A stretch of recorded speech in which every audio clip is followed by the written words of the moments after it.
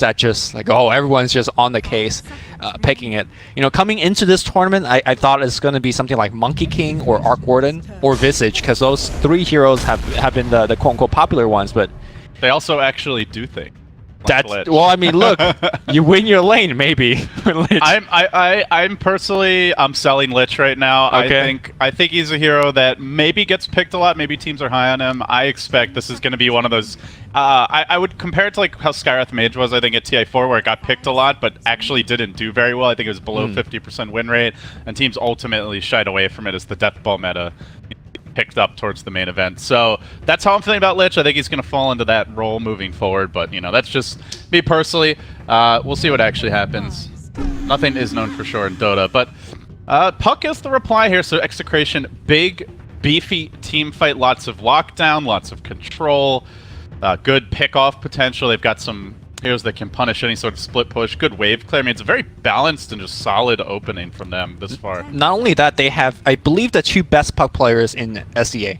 Nando's Puck is completely legendary. Teams that play against Execration always ban Puck. Let's not forget about Raging Potato. He's playing the 3 position right now, but obviously back in the days where he led Mineski, he was playing either 1 or 2. Also known as Jay or Bimbo, arguably the most famous player from the Philippines, I would say. Absolutely. And he also runs an amazing Puck. I think moving forward, if you've done your homework against Execration, you have to ban Puck against Execration. I do remember that Nando Puck game. I think it was their clinching game where they qualified for TI in the SEA qualifiers. I was just watching it, and everyone was just screaming about Nando and how amazing his Puck was. Exactly. Yep. Sick phase shift after, you know, sick jaunt, just well-timed blinks, completely just running circles around the opposition. I remember he had a play at the top side shop where he like was killing 2 people, bought a blink dagger at the middle of a couple of kills, and then just killed 2 more. I mean, this guy is absolutely amazing. We are kind of hyping up a little bit, but let's see if he delivers. And no surprise, LFY picks Dragon Knight for Super. He's sitting here. Damn it, I'm playing Dragon Knight again. Do you think he says, damn it? I think he's just, that's the beauty of Super. Like, he accepts his fate. You know, this is his role for the team. The tempo controller, the selfless mid who will create space. I guess it gets to a certain point where you walk into the kitchen. Like for me, you know, I walk in the kitchen and there's white rice on the table. It's like, well, it's normal. Yeah, I've accepted it. Have you gotten tired of white rice? No, it's great. Yeah, exactly. So yeah, it's like, all right, Dragon Knight, let's go. I mean, you at the same time, you're not like, oh yeah, white rice, but you're just like, yeah, true. Yeah, okay. Let's get into the heads of the players. That is my psychoanalysis, very professionally done, of how Super looks at playing Dragon Knight. But there you go. But yeah, I think the weak link for LFY, the player that I'd be concerned about coming into this tournament, and the one I will personally have my eyes on, is definitely Inflame. Inflame for sure had a pretty abysmal showing at MDL. He looked solid, I would say, in the first couple matches they played at the Summit 7, where they made it to the winter bracket finals. Then they ended up losing both of their series and getting bounced out of the tournament. But Inflame really started to show some weakness, I would say, and just perhaps depth of hero pool. He seems to get picked off a lot in the offlane. He also doesn't seem to find farm. So I hope he'll come and revitalize this tournament. And for LFY, getting him off to a good start to me is especially important. His inconsistency is actually costing LFY a lot, because the way that DDC and Afu plays, they play very sacrificial 5 and 4. They give most of the farm to the 1, 2, 3 position. So if you have a 3rd position player that isn't utilizing that farm well enough, then you drag your team down comparatively much more than, let's say, another offlaner for a different team. But Necrofalls is a team pickup here for Execration, and right now this team looks heavily magical, really saying, look, I know you have a ton of armor on Dragon Knight, and I know that Lich can give a lot of armor to the rest of the team, but we don't care. We're going to just pop a veil on your team, and we're going to kill y'all from the magic side. Time for the mass pipes strat, perhaps? You know, Dragon Knight pipe first as an item, like, it just looks really like, ugh, why we're seeing DK pipe all the time, but this might be the game to actually do it. I don't know if you get it first. We'll see what the other picks are, but historically when Super plays Dragon Knight, he's like their main initiator. They maybe have one support who can somewhat start fights, but depends a lot on what they get for Inflame. If Inflame's on a tempo control, I think you could go for something like the pipe or another like good 5-man item early. They'll grab the AA now, so setting up for like a pretty good pick-off style lineup, I guess. Now it's a little weird because you already have a Lich, so where's the tempo control going to come from? Is this an Afu Ancient Apparition, or do they have some shenanigans planned? I guess it has to be Afu, although I guess maybe you could play Core Lich. Poor Lich. Offlane Lich for Inflame. Look, when you can't die if your creeps are always being denied and you're hugging the tower. Right? You know what the crazy thing was when Lich, when the talent tree first came out, I believe one of the LGD squads picked Lich as a core. They're like, oh my god, plus 150 damage or whatever it is. And then I believe it was Zhou playing it back when the talents came out, and he got absolutely dumpstered. So we'll see if LFY goes back for the core Lich. I doubt it. But moving to your point about the AA pick, obviously quite good against Necrophos. You know, you just prevent that huge regen from coming out even after the Reaper Scythe kill. But both the LFY and the LGD squad just loves this hero. They first pick this hero a lot of times. They generally combine it with Void. I do believe there's like an 80% win rate when they do pair Void with AA together. And Void is still in the hero pool. I think Void also quite okay against what Execration's got currently, if they want to go that route. Yeah, it would give them definitely some good late game scaling potential, which they seem to be lacking from the core role. Granted, it's only a Dragon Knight thus far, but we'll see what they do. Execration grabbing the Witch Doctor now. Into the AA. A double heal strat. No fear against the AA. I don't know, dude. We don't really see much Witch Doctor. I mean, it's really like only if, you know, a Chen or Enchantress gets picked, and with those heroes having fallen off in popularity, you know, Witch Doctor has also fallen by the wayside. He's mostly just picked for the cask. I think for a team like Fnatic, the Voodoo Restoration is very important because they 5-man relatively early. And it seems like Execration is doing the same, right? Look at you were talking about, you know, if a Void gets picked up here for LFY, they do have some strong late game implication. And Execration says, yeah, we know that. We're going to just try to beat you before that late game even comes online, because look at this lineup here from Execration. Once you pick up a Blink Dagger on Sand King and Puck, you're just good to 5-man and kill repeatedly. Yeah, as for Execration, it's a strong kind of deathball squad, but what they do lack is a building hitter right now. So curious to see what that could be. I mean, I guess I'm thinking it's how is this puck going to be lane? I suppose that's really the question. Is he a mid puck? Is he an off lane puck? That's the beauty, right? It could do any and then all. What kind of mid building towers or off lane building hitters are left? There's really not a whole lot. I was thinking like Drow could be okay with the Necrophos puck, but I don't know if you necessarily want that against the Void AA. And I also very dangerous. I don't know how you lane it, more importantly. All right, looks like this is going to be the Inflame hero. Very, very tanky. Oh, the Necro counter. Yep. Let's not forget that Necro could go in the off lane. That's how Fnatic employs it. They put Ohio on it, and then he just kind of tanks up in the front. That is certainly true. It all comes down to this last pick here for Execration, their opening match of the International, looking to make it out of the group stage, and they will snag the Weaver. So you see some pretty long cooldown ultimates, you see a single target ultimate in the Doom, and you say, let's pick a good Lincoln's builder, Fernando, someone that, you know, can bait out the Chronosphere potentially, and also does well when those ults are in cooldown. I like how we hype up the puck players on a team, and then none of them plays it. And no, it's playing the Weaver. No, it's James. Yeah, James is playing. They've got 3 good puck players. They're unstoppable. I honestly have never seen James play the puck because, again, you know, his 2 teammates are so good at it. But you know, this is the first time, and we'll see how he delivers. James is by far the most inexperienced player on the team for Execration, but I think he's also at times their best player. Like, given how little competitive experience that he's got, he is lighting it up, and I expect him to make some big plays if the TI jitters does not get to him. All right, are you feeling the TI jitters, buddy? Oh, dude, it's a walk in the park for me, man. No, not in the nervous sense. Are you like tingling? Are you excited? Oh yeah. I mean, does it feel like TI to you yet? It amps up. Right now, not so much, because we're seeing some Lich first picks, you know, we're seeing some Dragon Knights. You're sitting in a hotel room, comfy chair. Wait till, like, main event day 1, we're putting on suits, you know? Are we? I was gonna wear nothing.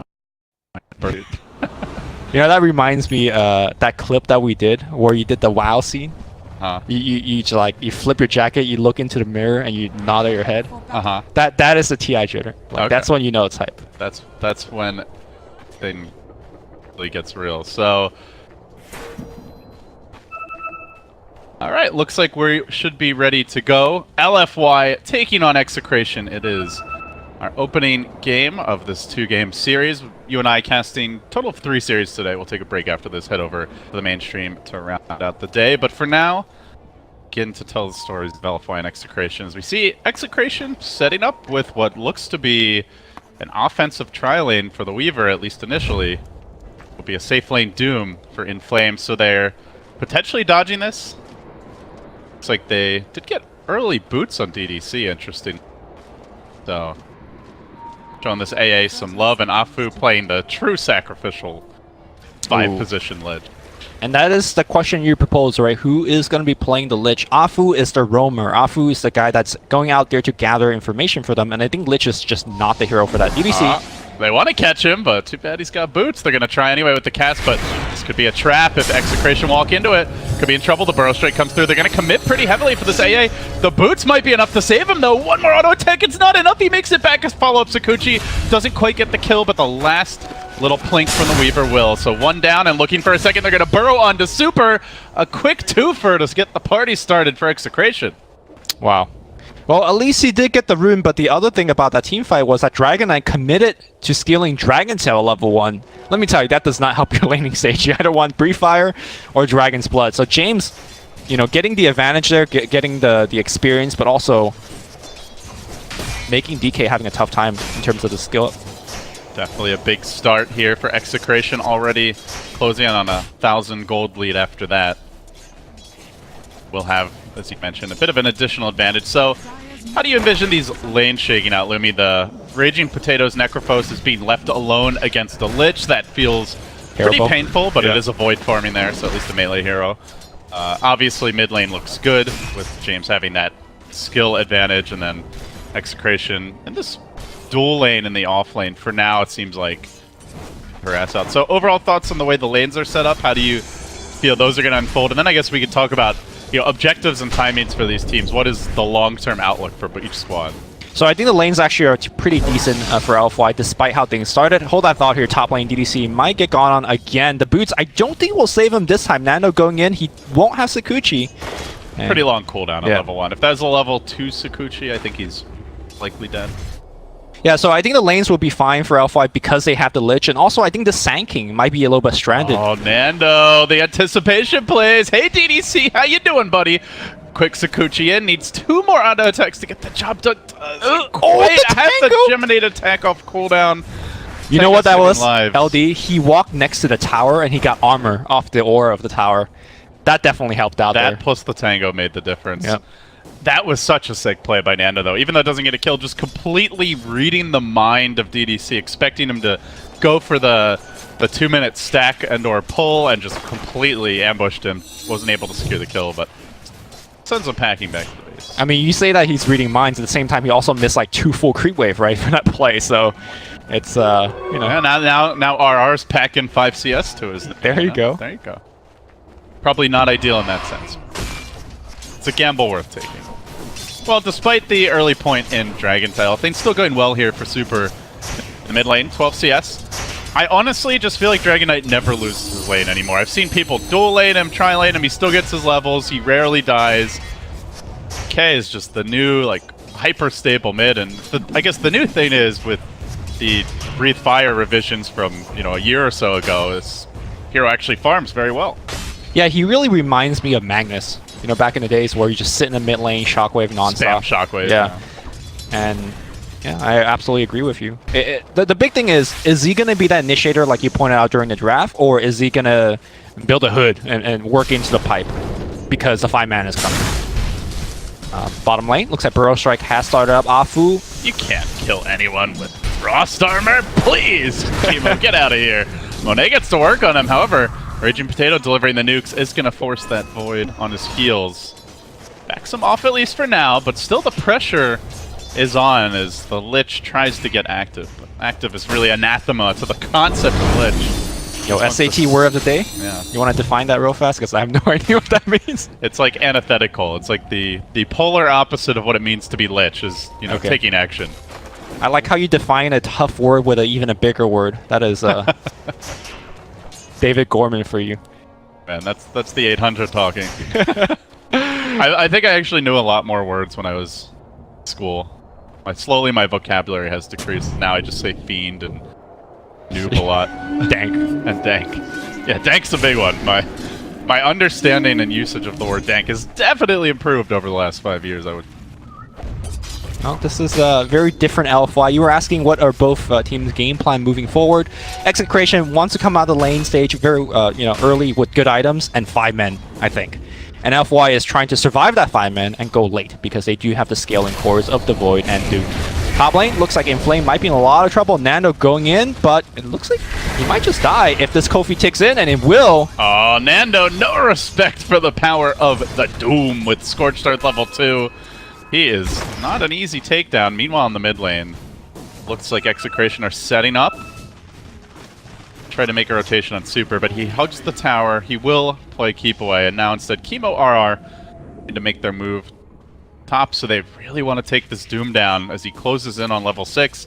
Maybe DDC will be the lower hanging fruit though. Reveals himself, quickly gets found, and then gets jumped. Burrow Strike flying up the cast. It'll be a clean takedown of the AA, but not the juicier Doom targets they were probably hoping for. Bottom, Raging Potato in a lot of trouble. He does not have Ghost Shroud here yet. Oh, he's in trouble. If there's a bash here, he's likely done for. Even without it, he might still die. Monet, big commitment. Afu securing the kills. They get 2 to 3 as LFY get back in the game. Farm-wise, they are grossly out-farming XCTN with the Lich as well as the safe lane Necro being left alone. He's falling apart, and yeah, in the middle lane, jump forward. James getting to work here, wants to make the move on Super, but that Dragon Knight's so damn tanky, gets up to breathe fire, and 3v2, he stands and survives, he gets to the shrine, he's gonna live, no XCTN got to get out of here. Phase shifting, looks like James will make it back. DK doesn't lose his lane, man. I'm telling you, like, no matter 3v2, and he still gets the kill and lives. I mean, speaking of losing lane, look at Raging Potato right now. He's level 4 as a safe laner. He's walking into jungle to pick up bounty runes. Oh, James using the Dream Coil defensively. If he goes down, it really is an unmitigated disaster for XCTN, but the coil will save him. He wants to go back in, dodging the orb. DDC. Whoa. He walks back in. No silence available, but one more auto attack finishes it. However, he gets cold feeded. Then Dragon Tail. The stuns are stacked up here by Super and gets him with the breathe fire. No chance for the phase shift dodge. Absolute madness in the middle lane. Now 4 to 4 at 6.5 minutes. Very back and forth in the early moment. This is really going to slow down XCTN's ultimate game plan, which is, do well on the lane stage and start 5-manning. With this kind of lanes, I'm not sure what they could 5-man behind. Nando really is the only person that's doing well, but he's playing Weaver. He gets Doomed right here. Inflame hits level 6 before he does, and I do believe this is going to be a kill. RR, can you get the deny? Some hero bounces. Inflame. There you go. Doesn't get anything out of that. Bottom. Aside from forcing the Weaver on his heels, and in the bottom lane, Chemo jumped here. They might try to make a move on Monet. Unfortunately, though, there is no Reaper sight. He's still not level 5. The Lich just quietly winning that war of passivity. And when he's, hey, if you get a kill, that's just a bonus. But this is really bad for the Necrophos. I mean, this hero is not a good comeback hero. He is not a turbo farmer by any means, and he has had an abysmal start in the bottom lane. How do XCTN look to recover? Get level 6 on Sand King and go with the puck. Get some kills going. Lemic gonna just get picked here in the Braver. That icy vortex. Yeah. Don't sleep on it. Breathe Fire did like half his health. At least for now, it's still only level 1. Yeah, I don't know how XCTN is gonna really come back from this disastrous start, because Chronosphere is up too. So Raging Potato might just be dead here. In fact, he is going to be raging after this. Eats the Chrono. Now comes Super, ready to go with the Dragon Tail follow-up. Jamming it in is Afu with the follow-up nuke damage to get the kill. LFY, another grab. They even force out the TPs. XCTN unable to convert on those. Nando, meanwhile, trying to pressure the Doom, but with a level 4 Scorched Earth active, that is not a realistic kill. In fact, he's getting pressured back out of the lane. And wants to commit for this, dropping the Swarm. He's going to have a Sccc soon, but Inflame simply too tanky. Nando's like, when is this damn Scorched Earth going to end? Well, finally it will, but he just stands his ground. Nando may gonna try again. He's just committing so much to try and pressure this Doom out of the lane. Can't quite do it. While James does find an AA kill in the mid lane. Okay. Afu does have the Chain Frost. No mana forward. He's about 20 short. Unable to commit for that secondary kill. James finally gets something rolling for Execration. They had the 2 early kills, Lumi, and since then it's just really felt like all LFY. It's been a 6-3 run for them. They have moved into the lead, but a small breath of life from James as they will find the cast from the low ground, following up with the orb, but the stun out of the tower will bring James low. Phase shifts out, still eats the fire though. Superman moding up, now wants to back away. The Caustic combined with a little bit of Maledict damage gets the job done. There is action. There's a Doom ready though. Okay. Nando's gotta be careful. Just poking the bear a little bit. Ideal scenario is you hit Sccc right as he dooms you, exactly, and you just get back to your tower safely, but of course, if that Sccc's on cooldown, Nando has to be very cautious. Oh, there you go. That Doom is gonna happen. Ice Vortex is gonna give vision, and I don't... Nando... That was just a great trap by LFY. They know Nando wants to be like cheeky with the Sccc, but not respecting their willingness to carry. Well, you said that Inflame is the X factor. He's had a better early game that I've seen today than, you know, in the past 2 months. So Doom is one of those heroes that could scale absolutely amazingly. I think he needs to actually help his team to initiate, though. So I'm expecting some sort of Blink Dagger-esque build to jump in there and isolate that Weaver. Or do you think he's going to go for something else? I mean, I think normally with LFY Super, we'll get a Blink or Shadow Blade, and he already is grabbing Drum. So with that in the Void, I don't know if you need that, but Jesus. Boo! The hate parade has arrived. Yeah. I like the... One thing I've noticed with Lich players nowadays is they're very willing to just blow the Chain Frost as a nuke. For sure, yeah. You know, they don't even care if it bounces usually. It's just for the double nuke damage. To get a kill early, it's more than worth it. As a nice timing there on the phase shift. James is going to dodge that Super Stun as it came in from distance. Will likely go down here to the Maledict. No Super staying alive. The power of the Frost Armor will repel Execration. LFY again. Just finding kill after kill. James is going to orb in here. He does have the stuns, but he's out of range. Afu just casually slips away. Sliding to safety. Now Monet comes in. The Chrono's there. Fade shift. No wow for you, sir. Down he goes as well. 11-7 LFY.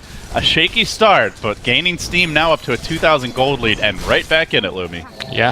I think they were in a commanding position in this game simply of the heroes that they got. You know, something that you point out during the drafting phase, who is Execration's tower hitter? You know, if you're falling behind, one thing you can do is starting to trade towers. But I guess Weaver is your tower hitter. Weaver can be if he's farmed. Right, but he's not farmed. And he's building into Lincolns just to protect himself. I just don't know what Execration's avenue of comeback is. They are so far behind. I talked about level 6 tanking. I mean, look at him right now. He's roaming around level 5.5. Nowhere near a Blink Dagger either. Yep. This is a big commitment Execration have made, investing a lot of resources in smokes, in time off the map, and so far hasn't really paid off, but they're going to find a coil now. It's on the Doom, however, they're not combining their abilities here very well. DDC was the go for Execration support. Now the Chain Frost comes in combined with the late arrival of Raging Potato. Will net them an Ancient Apparition kill at least, but still, that Frost is a bouncing. Raging Potato dropping extremely low, eats the Doom, eats the Blade as well, and LFY, rough shot over Execration. Very poor focus fire, gets punished. Yeah, despite having the initiation on their side, Execration still gets absolutely dumpstered in that fight. This is like LeBron James going into, you know, the park, dunking on kids. This is kind of how it feels like. And let me tell you, LFY is the LeBron James right now because... I did not look at LFY as the LeBron James of the International, at least not going into the tournament, but they are dominating them that hard right now. Okay, fine. They're the Yao Mings, right? Yeah. Let's get it, you know, correct here with the metaphor. That's racist, Lumi. What? All right, I'll do. Also, isn't Yao Ming like retired and has bad knees now? He's kind of crippled, isn't he? Yeah, and he's still dumpstering on these kids. Are you saying that LFY are crippled in some way? Well, I don't know. You're just putting words in my mouth now. It's hard. It's just too easy. Nando going in here. Kofi not going to take in. He does move to the north side. Doom is very tanky, and yeah. This Doom versus Weaver matchup has just been so bad for Execration. Like, Nando can't really kill him. He wasn't even able to farm all that effectively in the lane. And now even when he tries to make a move, you know, you want to while Doom is on cooldown, they don't have the firepower to burst him. Yeah. I'm just feeling like the Doom pick was perfect. I think it also really shores up some of Inflame's weaknesses where he would die a lot early. Doom is a very difficult hero to kill early because he's so damn tanky with the Scorched Earth, so it seems like a pairing between hero and player that's working out quite nicely. I think normally Doom is a disadvantage early on because he has no armor, right? If it's a 1v1 lane, you could actually pressure him down fairly much so, just simply from right click. But it was a 2v2, and Weaver's level 1 and 2 is so bad that by the time that they both hit level 3, like you said, the Scorcher just kind of takes over the lane. And Doom thought about getting, I believe, a Vanguard, and he's like, no, let's go full Midas. See, here's the problem I see for Execration, Lumi, is they're up against a very strong teamfight composition for LFY. LFY had the ability to take objectives. Execration are also not very good at coming back, right? Like, none of these heroes really turbo farm aside, arguably Puck, as they're gonna find Raging Potato again. He goes for the TP. Will he make it out? No! The Dragon Tail Infernal Blade combo pummels him into submission. Another death for the Necrophos, who continues to completely flounder here in the mid game. 4 deaths, no assists, only 1 kill, and the CS, well, it ain't a whole lot better. Down in the dumpster at 53, the least farmed core in the game. Yep. They are gonna get a tier 1 tower out of the top lane. And I guess you were talking about how Execration can come back. One thing they do have on their side is that their heroes, in theory, are extremely mobile, right? We're talking about Weaver, Puck, Sand King. If you get enough items on these guys, you can technically outplay LFY, but that's what you have to rely on. You have to outplay LFY. It's even that's going to be tricky, though, because Super, I imagine, going for the Blink. He's very close to it already.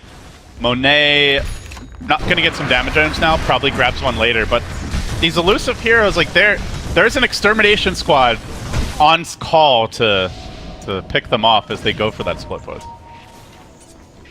The extermination squad is at your house in front of you. They're your termites, right? Like they're already laying traps. They're fumigating, or at least they're plugging in the fumigation machine. I haven't started yet, but here comes they're about to. All right, maybe Inflame might get bursted down. He turns on the fire. Burst it down, please. 44 regen per second says no way. Chronosphere only catching 1. A lot of these key ultimates kind of, I don't want to say wasted, but I think LFY is looking to get a little bit more just off the Chrono, but not the worst for Execration. Bottom lane, Super has the bugs on him, but he doesn't care. The bugs. Dragonite is pretty much immortal right now, and I'm trying to hit him. Trying to punish him. Puck's coming if you cancel the TP. Has the coil. Super, though, still just going to try to hoof it out. Even snaps that coil. He's got a drum charge available.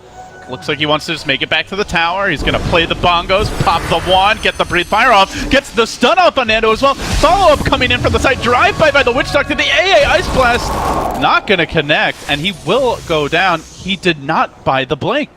I guess he's just thinking about something else. Yeah, he queues up the BKB.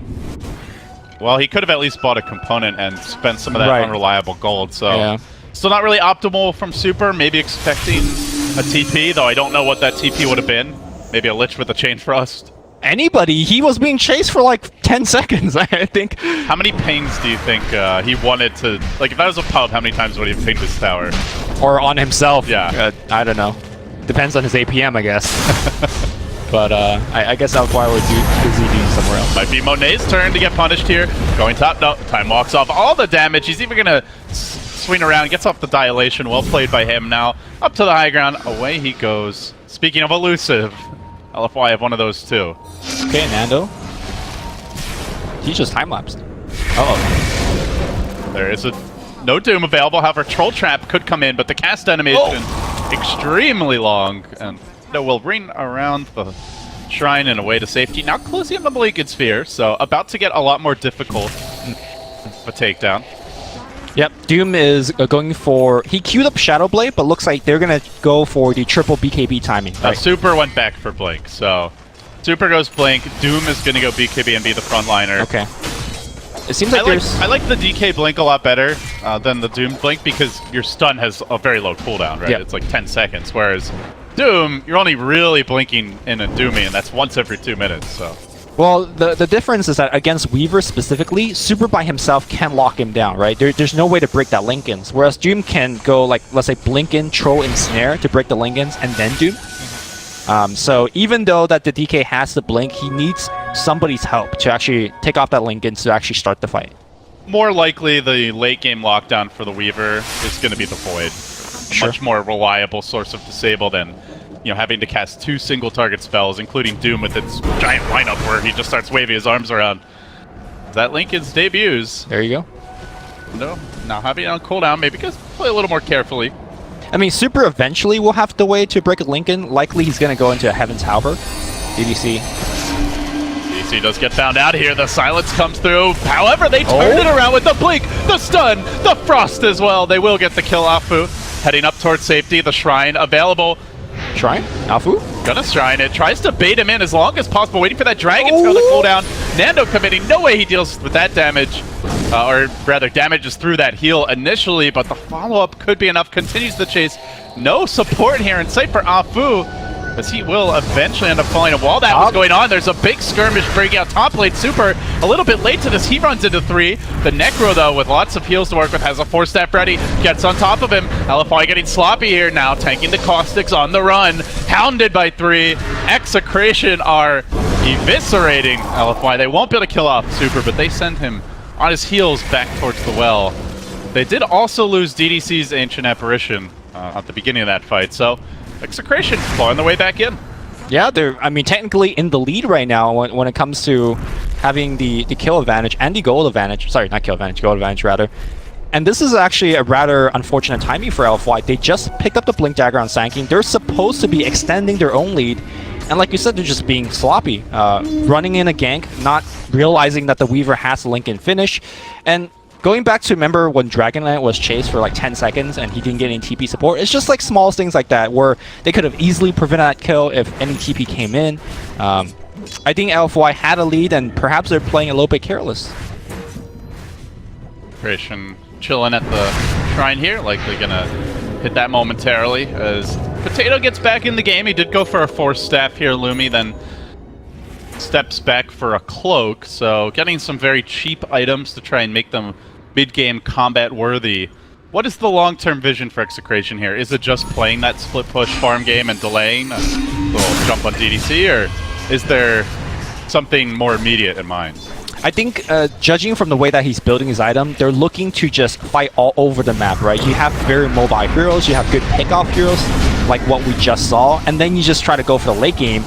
Unfortunately, they need their Weaver to be big in the late game, and he just got picked off. No matter how big he gets, there is always going to be a Chronosphere to catch him. True. That is the scary thing as the Weaver, and perhaps what's more scary is you don't really have a proper Chrono counter this game. There's no Venge, there's no Dazzle, there's no reliable way, or Pudge, I guess the other big popular one with the hook.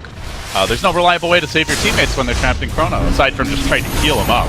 They're going to try to force a kill under the tower, and the Reaper side will come in, but he just pops a BKB and the Doom. He says, no problem, I got the fire. Here goes James is doomed up in the trees, and they are going to take him down. James gives up a pretty big kill streak. The bash, Raging Potato, eating it, and now with the Maelstrom procs, combine that with the Mask of Madness, likely going down here, but they try to cover him on the retreat. Super to the rescue. Quick little blink stun from the Dragon Knight gets the job done. Afu, he wants more. He's chasing after Mr. Chemo, but Chemo will scurry away to safety. The item timings on LFY just seem like they've mostly been very fortuitous. You know, you have the blink coming for the Dragon Knight, catching heroes by surprise several times around that sub 20 minute mark. Now the Doom BKB just unveiled to great success. Everything really just synchronizing pretty well here for LFY in a lot of these fights. I mean, you say unveil, but they saw Doom's item the whole time, right? Like, I think that was Execration being careless there. They knew that he had BKB. And maybe thought they could completely chain stun him, but right. they needed like the whole team to do that, I want to say. He has 2k HP, it's just hard to chain stun a Doom like that and expect to get a kill. And they don't have that much sustained damage. The Weaver went Linken's first. The Puck has gone Veil, so he's that initial burst. That's really it. I think they were expecting the Reaper Scythe to be enough to like bring him low and just get off a clean kill, but unfortunately, it's just not at this point in the game. Yeah. With the amount of farm that Potato has. Dire are scanning. Okay. Wow. The technology. We have it. I'm having some StarCraft flashbacks. That was a very like Terran. What's the name of that thing? The Terran. The comm scan, I think. Yeah, it sounds a lot like the the weird like cyber intelligence thing that's in like the portrait, like in It goes like do do do do do do. the one that always like gives you your missions and briefings. And stuff. Oh. That voice sounds a lot like that. Is that supposed to be a British accent? No, I have no idea what it's supposed to be. Gorman comes in here with his American bacon. Is like, look at me, talk British. I was not even trying to sound British. Sorry, if I did, it was purely unintentional. I swear. No offense to all the many UK Dota fans out there. I mean, you guys already have it hard enough. I don't need to rub any more salt in the wounds. In the Roche pit, Weaver. I mean, you talk about him needing items, right? He's starting to get there. He's got a Diffusal Blade, and he's going to pick up a Desolator. Once that Desolator is online, we'll have enough. Here goes Ice Blast.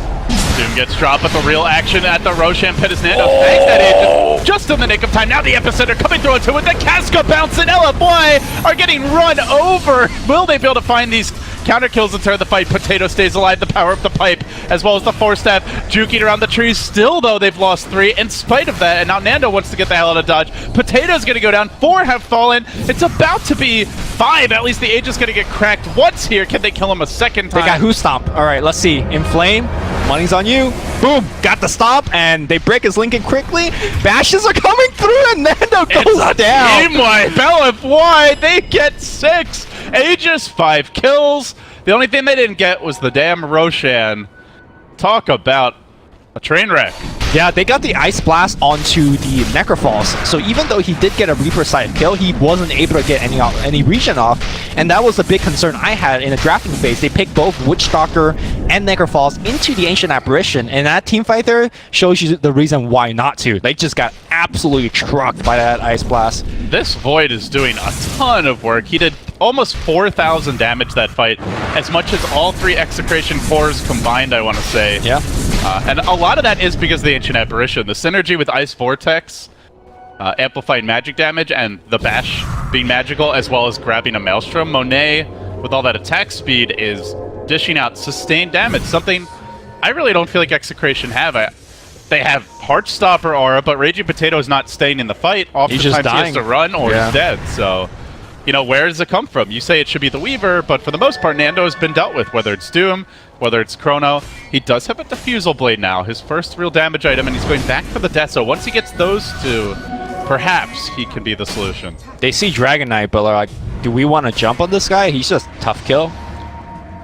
Super already knows something is up. Oh, Epicenter just whiffs completely. He got some creeps, though.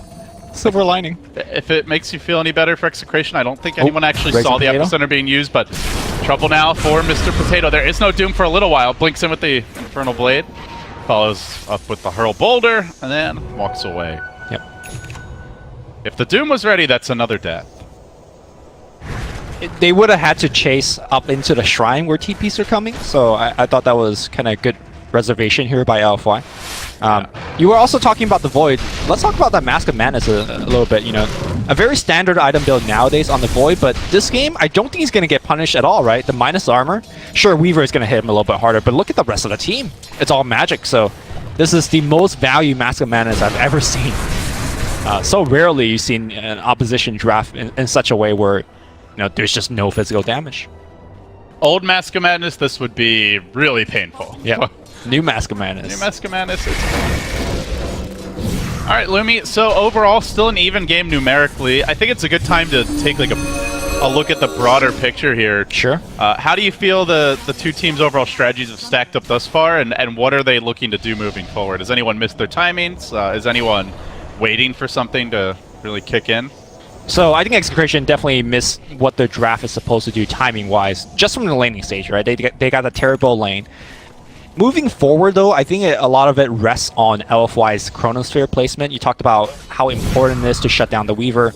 Let's not forget that moving forward, Weaver can, in theory, buy back in a team fight and time-lapse right back into it. And once Chrono's spent, once Doom is spent, he can run wild on the LFY backer. Just in a row, but yeah, so it's definitely not reliable in theory. I think Execration, they have to outplay them. They have to like get the jump, you know, three man with the coil and then the big Sanking ults and stuff like that. They need to solve a team fight where Raging Potato killing somebody with a scythe.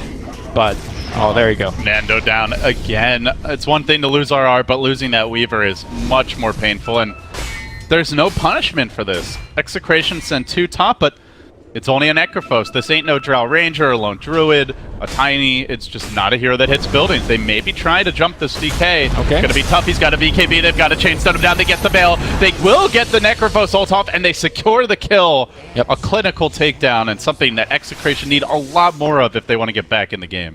Now, had the Weaver and the Witch Doctor not died, like this kind of fight is exactly what Execration is looking for. These cooldown of the ultimates are relatively short.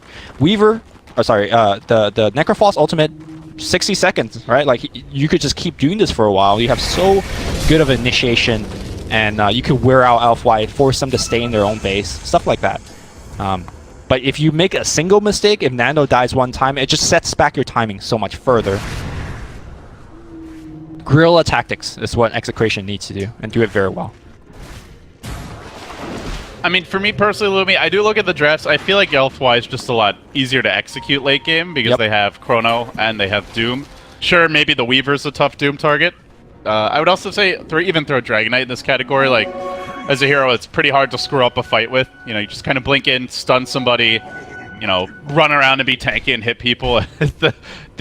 The floor on how LFY is going to perform in a fight is fairly low, unless the Void completely whiffs a Chrono. So far, Monet's been quite stable. All his Chronos have worked out. He also, I just don't feel like he has to do, you know, be too ambitious. He doesn't have to hit a 4-hero Chrono. Like, just Chronoing the Weaver, or maybe even another core, is enough for LFY to take the fight. Weaver, Necrophos before he drops his spell. You're absolutely right. Like, he doesn't need to hit the perfect one. He just needs to hit an okay one. And he has been. Also, I do want to mention, look at the skill build and the talent build for Inflame. He's got the Midas. He's got the plus 80 Devour bonus gold. Look at his net worth as a Doom. How often do you see this? And he's kind of scaling to some amazing late game items. Refresher Orb is going to be coming out, so that's more control for the Weaver, Puck, Necrophos.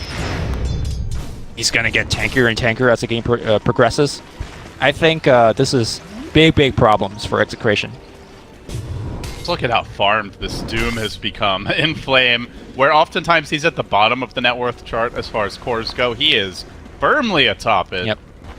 And that's the question you were having, right? Is Inflame going to show up at this TI? Is he going to do well? And I think Inflame has played well this game. I also think LFY were just very smart about how they approach the game. They got him a hero that's difficult to kill. They gave him support in the lane. They didn't like throw him into the off lane, what used to call the suicide lane, without any help.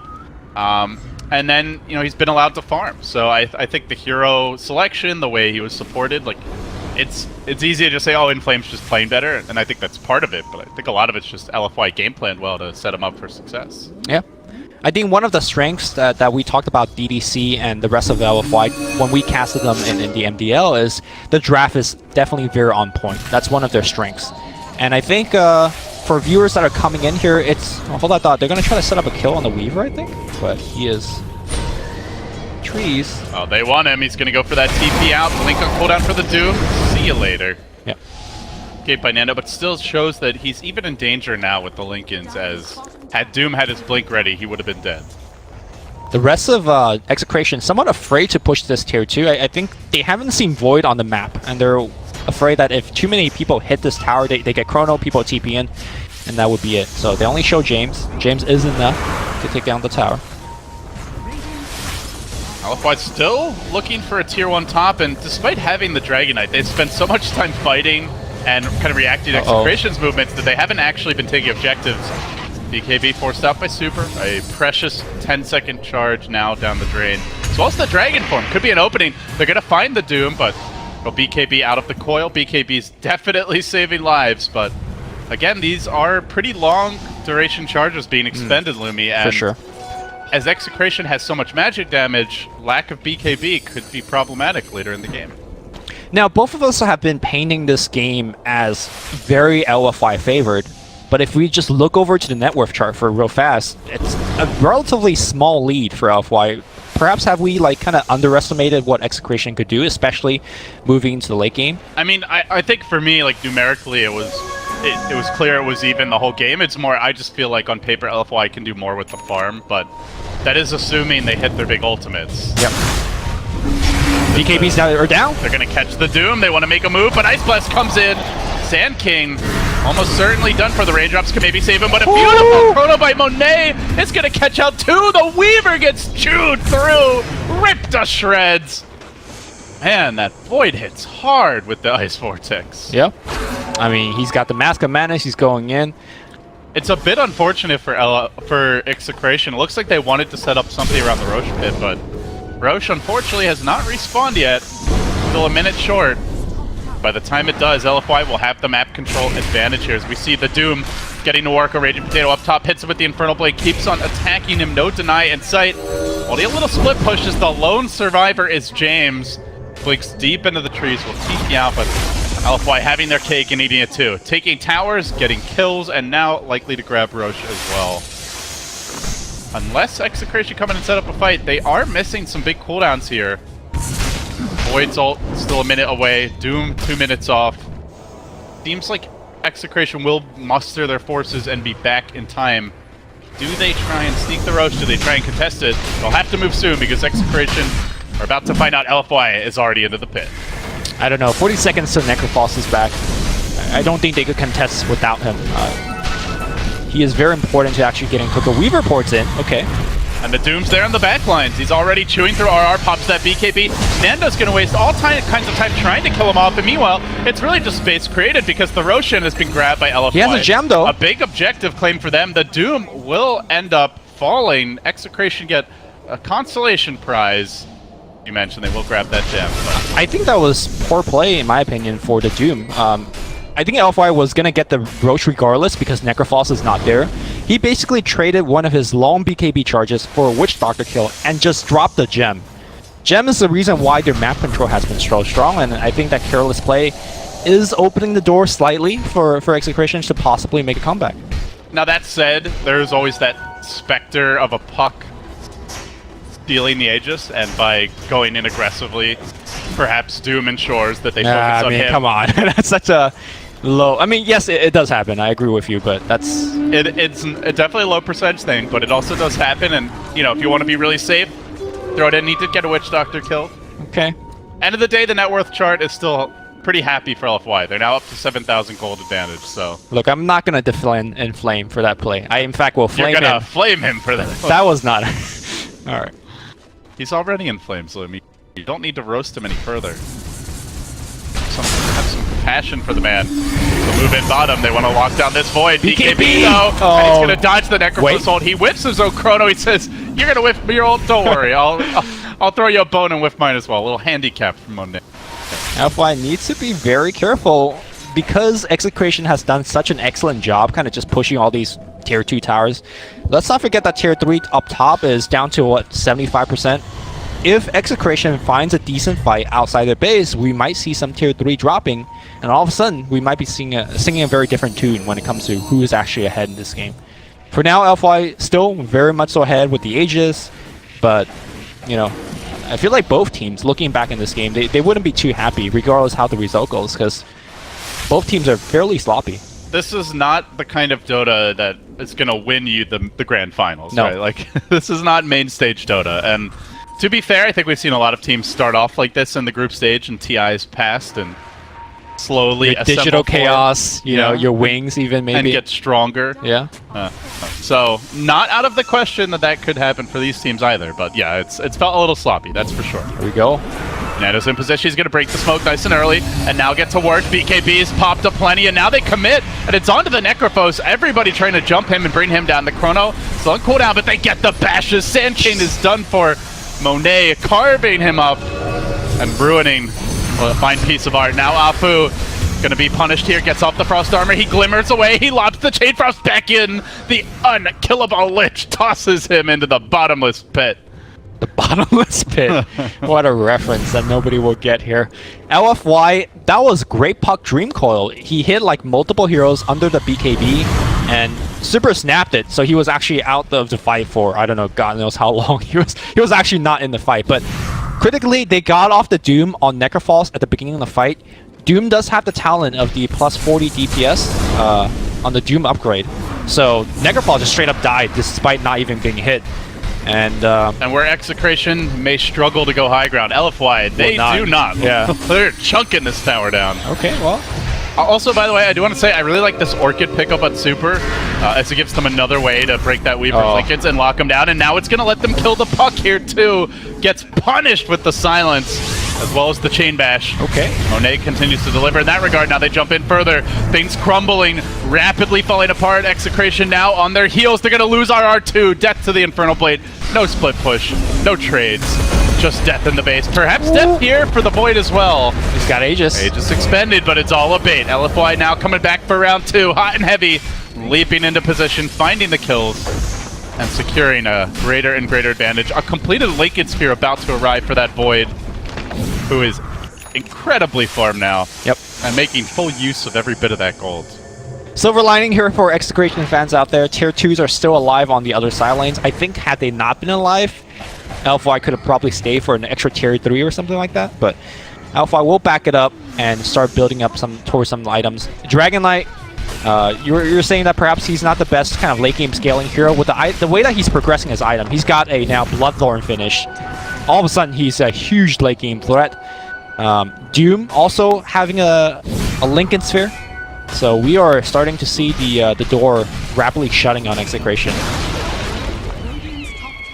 And do things get better? You know, is there like a peak of sunlight beyond the clouds where suddenly there'll be a happier days ahead? Because to me, Lumi, it just looks like the lineup only struggles more the later the game goes. God forbid, you know, the Void ever manages to get another damage item. Perhaps the Doom gets that late game refresher as it's already been queued up.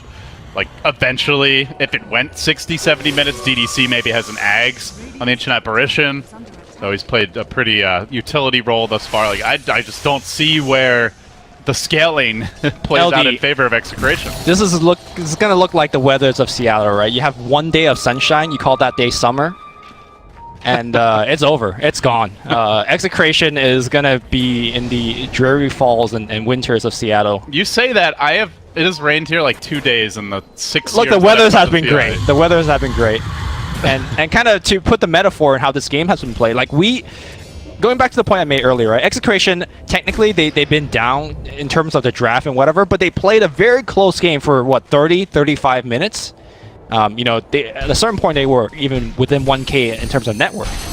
But it's just that they always have to kind of, like, dodge and play guerrilla tactic stuff. And oh, it's trouble for James now. That Blink Stun Orchid combo. Super just mashed all the buttons and managed to silence him, and ultimately is going to secure that puck kill. LFY just good at, they've chosen good items and played this well to be able to shut down split push.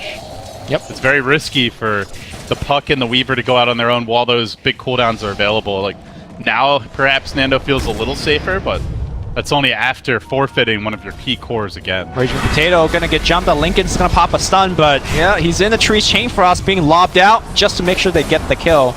You were saying that they're getting the right items to actually go for these kind of picks on the side lanes. To me, a lot of that is the Ice Vortex from the Ancient Apparition, like just giving you vision into the trees. Super big in terms of, let's say, picking up the puck earlier just now, allowing them to get an easy kill on Necrofalls as he tries to juke into the trees. I think this is one of the more underrated spells. Speaking of super, he definitely is super big right now as he takes the kind of ballsy route. We'll see Inflame getting picked off here bottom, punished a bit. Does manage to drop the Doom on RR, likely going to kill off the Witch Doctor. Right. The base, though, the real problem. LFY are losing their second lane of Rax. There's just no signs of backing either. I think you just, well, aside from the fact that there is a tier 3 up, or sorry, tier 2 up bottom lane, perhaps they'll have to for now, but that next push is coming soon, and it's going to be for all the marbles. Mega creeps are on the menu. Oh, Monet threatening Chronosphere, doesn't have it just yet. He's going to chase for this, he might get 2! Oh, it doesn't guess right. Yeah. No, Chronosphere on Steam. So, wouldn't have that. Yeah. 2 seconds. 2 seconds. One thing I kind of completely forgot about is the frost armor on the buildings. Not that they ever really needed it, but I think that that tier 3 tower on the bottom would have been, I don't know, maybe at 40% instead. But there's been a big There hasn't been very much chat wheel this game, by the way, Luke. Oh, I don't know yeah. if you've noticed that. That one that was just MDL used- was like at least 20 chat lines. I wonder if game. EJ yesterday had a meeting. Like chat wheels are cool, but you know.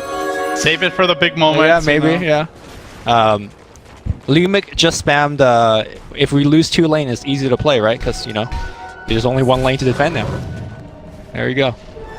Oh, I missed my classic Lumiisms. It's good to go down mega creeps because then the creeps are always at your base. So There you go. you can get that little extra bit of farm. Yeah. You don't have to go out into the danger areas to get farm. It's always here. Yeah, conserve your energy, go into hibernation for about an hour, then come out stronger than ever. Conserve the energy.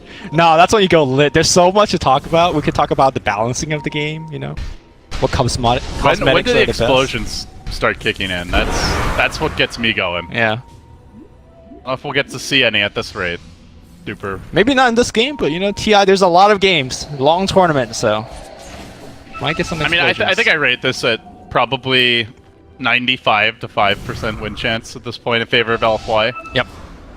I agree. I think 5 is a good amount to give to Execration because it's Dota 2. You know, things could happen. There aren't many games where I would say it's lower than 5. Like in my lifetime of casting Dota, at least for me. I'd say it's less than 1% for sure. As Monet finds the 3-hero triple. Hello, Lich! Chain Frost to bouncing, and heroes are quickly dying. Potato goes to the TP out. See you later. They tried to gank the Shark Man. I'm not sure whether he And saw the Shark Man bites. the beginning of the fight. Basically, Puck wanted to blink in, Yules to break the Lincolns, and then they drop off the chain stun. He Yules the truck, so... And then they got 3-man Chrono. Ouch. Yeah. Execration. And now the chat wheel's coming out. Yeah. That's when you know they're beaten, I guess. Execration all spamming that wheel for all it's worth, and already out in front is In Flame, quickly trying to bring down these shrines and focus on the real prize as LFY are going to open up their international journey with a 1-0 start. They've gotten on the board. See if Execration can bounce back. So for the viewers that are just joining us for this victory here, you gotta keep in mind this is a very different LFY that we've been seeing. One that doesn't rely on Afu. Like this, we've been saying Afu is kind of the all-star, but this game, he played a Lich, right? It really and showed it was that an all-star Lich, you know, he's getting kills bottom, he ruined the Necrophosis, he denied the crap out of those creeps, but yeah, it is just a Lich. You could have put me in there. I know it did like, you know, 80% of what he did. It's just, hell, you could have put me in there. Exactly. It's just that, to me, this game was won by the good coordination of LFY, the good teamwork, and the draft. Like, it's not the full power of LFY, and they still was able to beat Execration pretty handedly. All right, folks, so that wraps up Game 1. It is a 2-game series. Execration looking to bounce back and make this a draw. LFY looking for their first 2-0 of the event. Stick around. I'm LD. He's Lumi. Back.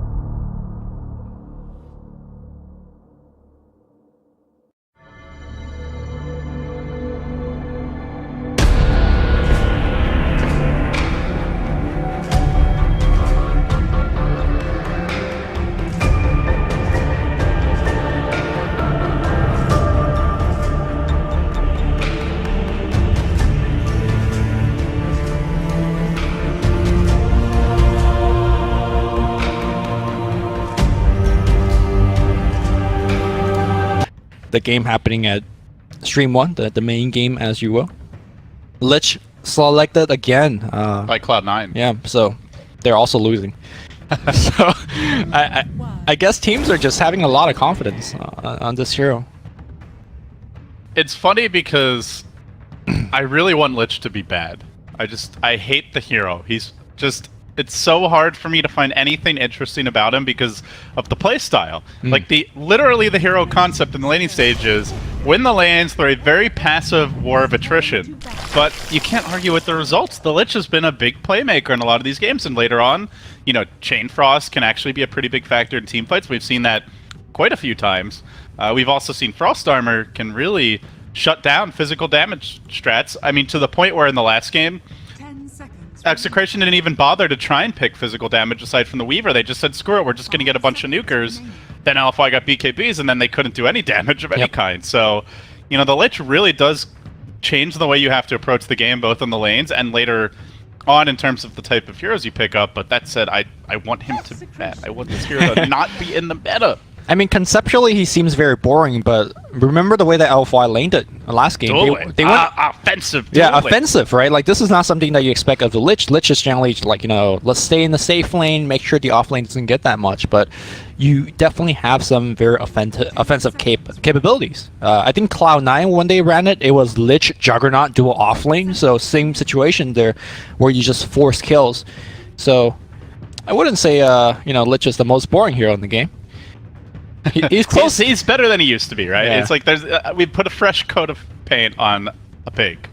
Still pig. It's like a neon pink now. It's somewhat exciting. Oh, neon pink Lich. See, that would that's what we would get on a pig. Heroes of New Earth. It's like a neon team pink was in charge now. of Dota 2 art direction. It's somewhat exciting. Alternate skin, you know. Yeah, you get like the Barbie Lich or something. The Barbie Lich. All right. Ooh, can you imagine a pretty Lich? No. Such a thing is anathema to the idea of Lich. Thank you, LD. It's a good word. All right, we got a Bat Rider and Shaker. So Shaker normally is seen as an off lane for sure. Sometimes we see teams taking it mid, but for LFY in particular, it's the Afu special. He is one of the best roamers in the game right now, and in theory, Earthshaker is definitely one of the best roamer heroes in the game as well. You just walk into lane, you drop some fissures, and you get kills. The way to draft against this is you pick heroes that just don't care about being like blocked. So Quap, Puck, those kind of heroes that are just tough to kill, even with the fissure block. The other thing I like about this response from LFY is the Bat Rider pick. I think it's actually a really good way to respond to Lich because you already know one of their supports. It's not a support that can punish the lasso. It's also a hero that can go to the jungle if the lane goes poorly and catch up. And that, I think, is very important to have against Lich. We saw last game Necrophos, a hero that can't really do that as early or as effectively. A hero who needs a better start, just his game was almost ruined by the fact he had to lane against that Lich and didn't do well early, but that is certainly not going to be the case if this Bat Rider matches up against the Lich. And hey, kind of a cherry on top, they went for a lifestealer here for Execration, so in theory Bat Rider can be, at least later on in the game, a powerful way to lock him down. Obviously, Rage is a very good tool against the Bat Rider dives in the late game. So I like LFY's response a bit better to the Lich. I feel like they were kind of prepared for this, whereas Execration got a bit caught off guard last game. It seems like so far it's like, if you don't pick the Lich, you better have some kind of strategy or plan against it. The Lich meta. What has the world become?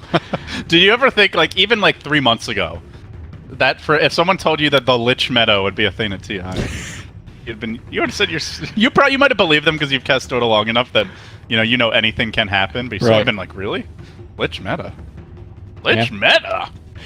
Yeah, I would have thought it would have been something with a little bit more potential, like Necrophos or Storm or something. Arc Warden. Yeah. Lich, though? Alright. Got the Dazzle pickup here. So is this the counter to the Lich Lifestealer? Your anti-armor strat shenanigans? Sure, it adds a little bit to that, but I think it's LFY kind of forwarding their own game plan. They're picking a core that requires or want the Grave. So I'm actually expecting a Huskar, Terrorblade more so than Huskar. I think Huskar is somewhat dangerous to pick into the Lifestealer, but I could see that as well. Could be really good against Lich Sand King. Sure. But If it's... Yeah, I mean, Terrorblade is the more classic True. Okay. pick, I would say. Isn't Terrorblade like a super good counter to Lifesteal overall, right? Like if he comes in, You're an and illusion hero, you have good range, and if he gets you low, you just sunder him. yeah. And you don't care about that range. I guess a frost armor is somewhat annoying. But that's where in theory the dazzle comes in a bit. Sure. No, I think the strength of the frost armor isn't really the armor itself. It's the slow. The slow, yeah. So I think Troll Warlord, if you want to answer the slow, the battle trance is very nice there. So generally when we see Troll, we see him with another physical damage dealer, someone who really benefits a lot from the battle trance. Yeah. Do you think Terrorblade or Huskar is that hero, or is there something else that we haven't considered that could be a better partner? I think we've left that building, right? Like I think Troll is going to be the safe lane here. I guess technically Troll could still be the mid. Right, but even if you even the mid hero is likely to be a hitter, I would say like a physical, some sort of right clicker. I mean, Dragonite is still in the pool. Dragonite is still in the pool. Yeah. I mean, we have seen Troll mid. Do you think this is a... I guess you don't know who he's facing yet. Right. It's somewhat That's dangerous. the tricky part. And also haven't seen, Super playing Troll ever, so... Super... Yeah, Troll does not feel like a superhero. That's a really good point. I think something like OD we should not forget about in terms of like a strong mid laner that could right click, that could be benefited from battle trance, that does somewhat amazingly against these kind of in-hero... So what about Execration then? Oh, I'll see. The good lockdown here for the Troll. They get a cleanse for the lasso. It's just that it's very curious. You're picking LC into Dazzle, right? Like you're trying to build a lineup where you win duels, and a simple grave would at least make you not get damage. I think they don't care about that. I mean, that's maybe like, that sucks, but we need a way to deal with this lasso, and we've already picked our hard support in the Lich. Sure. I mean, there's also the Abed off lane. Like, it depends on how offensive / defensive you want, right? Is Abaddon still a viable hero, you think, nowadays? He's Look, really fallen off. I would have said Lich is not a viable hero a week ago, right? So anything is viable. We're still definitely learning, and teams are definitely... Except Techies. Yeah. but that's mostly just because he's not available. Right.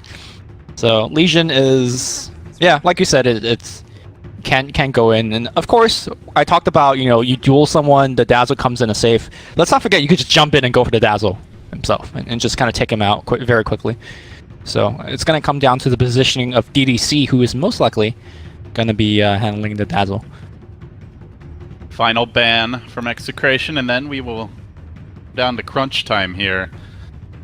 Still a bit single target heavy, I would say, and lacking that I feel like they're lacking the glue to bring the lineup together. Like, for example, on paper, it feels like a puck could be a great way to round this lineup out. Of course, it's banned, but something like that gives them a little bit of control, a little bit of AoE, a little bit of damage. I don't know what that hero is, but we're about to find out. It is Tinker. So they're going on they see the bans of LFY. They take out Puck, Quap, and Storm, and one of the three things they have in common, they're super mobile, very hard to catch, and LFY does lack catch. I mean, of course, they have the Bat Rider and the Shaker, but... So you either try to get catch right now, or is there another direction you can go? I think they have to get catch now. You see the Tinker? Like get Anti-Mage or something.